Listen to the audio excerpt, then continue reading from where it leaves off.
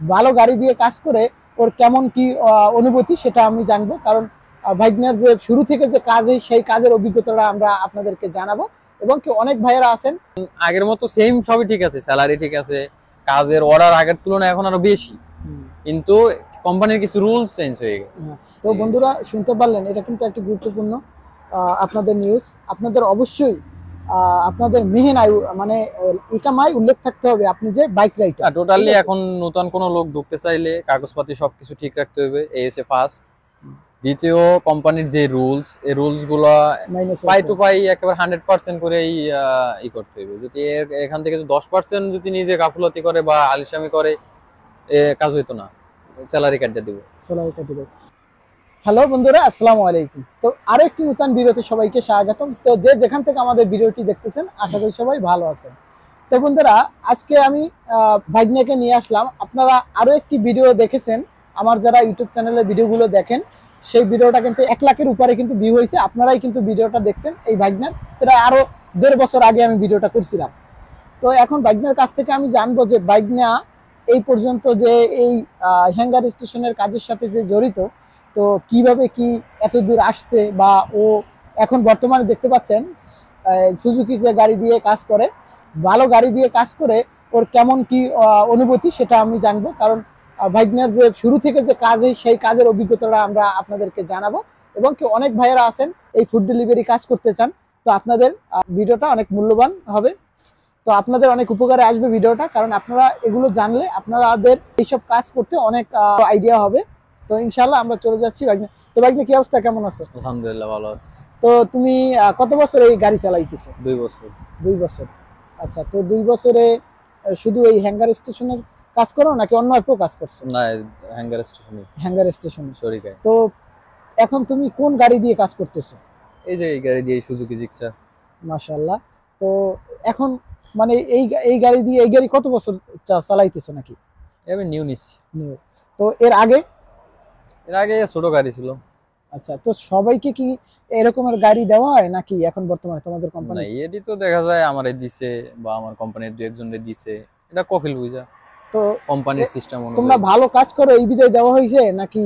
কারণ এই গাড়িতে তো অনেক বাজেট। অবশ্যই আমরা এখানে কাজ করি, এর ভিতরে ফার্স্ট ঢুকছি, আমরা ফার্স্ট টাইম থেকে কাজ করি, তো যার কারণে 2 বছর হয়েছে কাজ করি, মোটামুটি সবকিছু পরিচিত, বা কোম্পানিরও ভালো একটা প্রফিট আসতেছে আমাদের দিয়ে। আচ্ছা, যার কারণে আর কি গাড়ি দিছে আমাদের, তো কপিলের ভালো লাগছে, খুশি হয়ে দিছে। আচ্ছা, যাক মাশাআল্লাহ। তো এখন কিরকম কি তোমার অনুভূতি কেমন এইসব গাড়ি দিয়ে? তো আমি তো সচরাচর দেখি বিভিন্ন জায়গায়, দর্শক দেখি ছোট ছোট বাইক দিয়ে, অল্প বাজেটের যে গাড়িগুলো, সেই গাড়িগুলো দিয়ে কিন্তু এই কোম্পানি কাজ করায়। তো এখন এই যে ভালো একটা গাড়ি দিল, বাইক রাইটার হিসাবে কাজ করতেছে, তো কেমন অনুভূতি তোমার এই গাড়ি দিয়ে কাজ করা? আর গাড়ি দিয়ে কাজ করতে বা দূরের তলব নিয়ে যাইতে সবকিছুই ভালো লাগে। ভালো লাগে। তবে মানে এই গাড়ি দিয়ে ডিউটি করলে তোমার আগের যে ছোট গাড়ি দিয়ে ডিউটি করতা, সেইটার যে কষ্টটা আর এখন যে করো, এটার মধ্যে পার্থক্য আছে কোনো? আছে, অবশ্যই আছে। আচ্ছা, কিরকম কি? ছোট গাড়ি দিয়ে যেমন দূরে যাওয়া যাইতো না, দূরে যাইতে হলে দেখা যায় গাড়ি নষ্ট হয়ে যাইতো রাস্তার মাঝে, পরে আবার বেশি স্পিড উঠতো না। এই দেশে যে রাস্তা মনে করেন, এগুলো তো 80-120-এর নিচে কোনো রাস্তা রোড নাই, তো যার কারণে ভালো গাড়ি হইলে ওইখানে ভালো হয়, দ্রুত যাওয়া যায়, গাড়ির সমস্যা হয় না, কোনো রিস্ক নাই। তো এখন যারা আমার দর্শকরা ভিডিওটা দেখতেছে, অনেকে কিন্তু চাইতেছে যে আমি বাইক নিয়ে কাজ করব বা ফুড ডেলিভারি কাজ করব, তো এটা বিষয়ে কি বলবা? না, আমি ফার্স্ট টাইম যখন ঢুকছি তখন এইসব কাজে মোটামুটি ভালো সবকিছু ছিল, এখন অবশ্যই আছে, তবে আগের তুলনায় এখন অনেক রুলস আছে, এই রুলস গুলা মাইনা সবাই থাকতে পারে না। আচ্ছা, যেমন আমি 2 বছর ধরে এই এরিয়ার ভিতরে কাজ করি, এই এরিয়ার ভিতরেই আছি, এই এরিয়ার ভিতর থেকে অনেক লোক আবার চলেও গেছে, 2 মাস 3 মাসের উপরে কাজ করতে পারে না, এমনও লোক আছে, চলে গেছে, পালাই গেছে কোম্পানি থেকে। তো টিকতে হইলে ধৈর্য ধরতে হইবে। আবার তারপরে আবার অনেক সময় দেখা যায় অনেক সিস্টেম চেঞ্জ হয়ে যায়, পুলিশে ধরে, বা গাড়ির সব কাগজপাতি ঠিক রাখা লাগে, কোম্পানির রুলস মেনটেন করে কাজ করতে হয়, এগুলো সব ঠিক থাকলে কাজ করা যায় বা আগের মতোই এখনো স্যালারি পাওয়া যায়। আমার দর্শকদের কমেন্ট হচ্ছে যে যদি এই গাড়ি দিয়ে, পার্সোনাল গাড়ি দিয়ে কাজ করতে চায় বা কপিলের নামে গাড়ি নিয়ে কাজ করতে চায়, পুলিশের হয়রানি হয় কিরকম কি, বা পুলিশের কোনো সমস্যা আছে কিনা, কেন পুলিশেরা এই সমস্যাটা কি সমস্যার জন্য পুলিশেরা বাধা দেয় বা ধরে, তো এই বিষয়ে একটু জানাবা। এই বিষয়ে তোমাদের অনেকে কি আছে, তোমরা ফেস হইছো যে ফেস হইছো? অনেকে আছে রোকসা নাই, মানে যেমন লাইসেন্স নাই, লাইসেন্স নাই। তারপরে আবার অন্য একজনের গাড়ির লাইসেন্স আছে কিন্তু নিজের নামের গাড়ি না, কোনো নিজের কোম্পানির গাড়ি না, অন্য এক বন্ধুর গাড়ি নিয়ে বের হয়ে গেল, বা কোম্পানির নামে গাড়ি রেজিস্টার করা হয় নাই, ওই গাড়ি নিয়ে বাইরে হয়ে গেল, এগুলো ধরে। আচ্ছা, আবার কোন আর যদি কাগজপাতি সব ঠিক থাকে, নিজের লাইসেন্স ঠিক থাকে, গাড়ির কাগজপাতি ঠিক থাকে, তাহলে সমস্যা নেই। আরেকটা কমন প্রশ্ন আমি করব বাইকনের কাছে, যেহেতু বাইকনা অনেক অভিজ্ঞ এই বিষয়ে।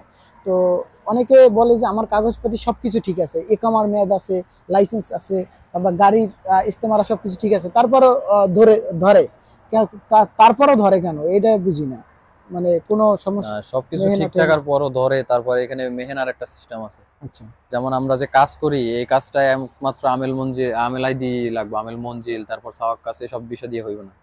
তারপর আবার ওইখানে উল্লেখ থাকতে হইবে যে পরিবহন চালক বা বাইক চালক, মানে এইটা উল্লেখ থাকতে হইবে, তো যেহেতু আমরা রাইডার। তো বন্ধুরা শুনতে পারলেন, এটা কিন্তু একটা গুরুত্বপূর্ণ আপনাদের নিউজ। আপনাদের অবশ্যই আপনাদের মেহেন আয়ু মানে ইকামায় উল্লেখ থাকতে হবে আপনি যে বাইক রাইডার। টোটালি এখন নতুন কোনো লোক ঢুকতে চাইলে কাগজপাতি সবকিছু ঠিক রাখতে হবে, এই হচ্ছে ফার্স্ট। দ্বিতীয়, কোম্পানির যে রুলস, এই রুলস গুলা পাই টু পাই একেবারে 100% করেই ই করতে হবে। যদি এখান থেকে 10% যদি নিজে গাফলতি করে বা আলিশামি করে, কাজ হইতো না, স্যালারি কাটতে দিব। স্যালারি কেটে দেব। তো মানে আপনারা কিন্তু 100% একেবারে একুরেট রেখে কাজ যদি করতে ভিডিওটা হবে। না দেখেন তাহলে কিন্তু কিছু বুঝবেন না। ভাগ্নে কিন্তু ভালোটাও বলছে আর যেটা সমস্যা সেটাও বলছে। না, আগে এত সমস্যা ছিল না। হ্যাঁ, আগে এখন আমি অনেক একটা সমস্যা। ভিডিও করছি তখন মোটামুটি সবকিছু ঠিক ছিল, কিন্তু আগের মতো এখন ওরকমের নাই। এখন আগের মতো সেম সবই ঠিক আছে, স্যালারি ঠিক আছে, কাজের অর্ডার আগের তুলনায় এখন আরো বেশি, কিন্তু কোম্পানির কিছু রুলস চেঞ্জ হয়ে গেছে। এখন এই কোম্পানির রুলস যদি আপনি না মানেন তাহলে কিন্তু কোম্পানি থেকে আপনার স্যালারি কাটবে। আর অনেক সময় দেখা যায় যে আপনি যদি কোনো রুলসই আপনি না মানেন, স্যালারি কাটতে কাটতে এমন আছে সব স্যালারিও কেটে দিতে পারে। অবশ্যই। তো আপনার অবশ্যই কোম্পানির রুলস মেনে চলতে হবে। তো যাই হোক, এখন তাহলে তোমার মোটামুটি কাজ ভালোই চলতেছে? চলে, আমরা সমস্যা নাই, যাক আমরা মাশাআল্লাহ। সবকিছু মোটামুটি বুঝি, বা রাস্তাঘাট এগুলো নিয়ে সমস্যা হয় না। যাক আর মাশাআল্লাহ। কোম্পানি যে কোনো রুলস দিলে এগুলো আমরা পালন করতে পারি বা এগুলো আমি মানতে পারি, এগুলো সমস্যা নাই। তো অবশ্যই ভিডিওটা দেখে দর্শক আপনারা জানতে চাইবেন যে আপনি কোন এরিয়াতে কাজ করেন, কারণ এর আগে তো আমি অনেক ভিডিও করেছি, তো অনেকেই কিন্তু জানতে চান। তো তুমি আমি বলো। কাজ করি জেদ্দায়, আলজাউদ, আলজাউদ নামে চিনি সবাই।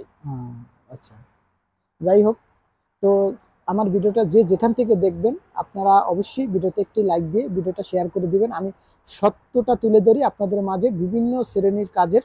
তো ইনশাআল্লাহ অবশ্যই সম্পূর্ণ ভিডিওটা যারা দেখছেন আপনাদেরকে অসংখ্য ধন্যবাদ, এবং প্রতিটা ভিডিও আপনাদের দেখার আমন্ত্রণ রইল। আমি আরো সুন্দর সুন্দর ভিডিও আপনাদের জন্য দিব। তো আজকের ভিডিও এই পর্যন্ত। সুস্থ থাকবেন, ভালো থাকবেন, আর আমার ভাগ্নের জন্য দোয়া করবেন। আর আপনারা কি কি কাজের ভিডিও দেখতে চান আপনারা কমেন্ট বক্সে লিখবেন, আমি সেই ধরনের ভিডিও দেওয়ার চেষ্টা করবো ইনশাআল্লাহ। তো আমার সৌদি ইলেকট্রিক ওয়ার্ক চ্যানেলের পক্ষ থেকে আপনাদেরকে অসংখ্য ধন্যবাদ। তো সবাই সুস্থ থাকবেন, ভালো থাকবেন এই কামনা করছি।